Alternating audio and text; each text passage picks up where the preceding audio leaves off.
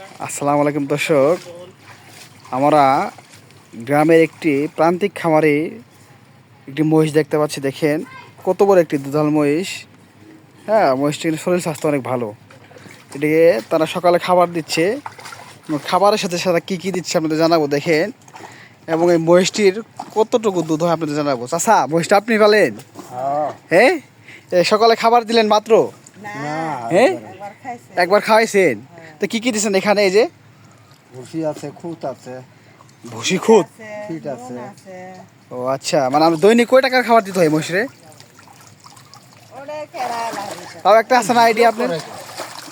দর্শক দেখেন, অনেক সুটাম দেহের একটি মহিষ, দুধাল মহিষ। দুধ কয়টা করে হয় চাষি?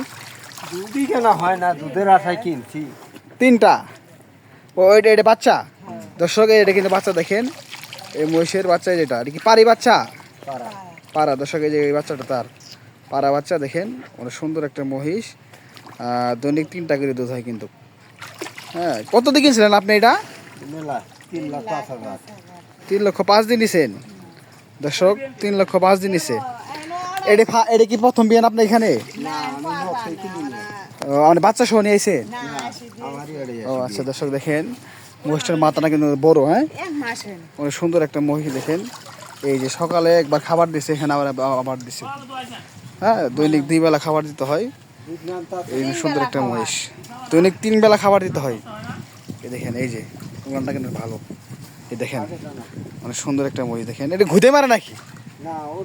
হ্যাঁ, অসেন আমার সাথে করে না। এটা কতদিন নিছেন চাচা? কতদিন নিছেন? 3,05,000 টাকা। দর্শক 3,05,000 দিয়ে কিন্তু নিয়েছে সে।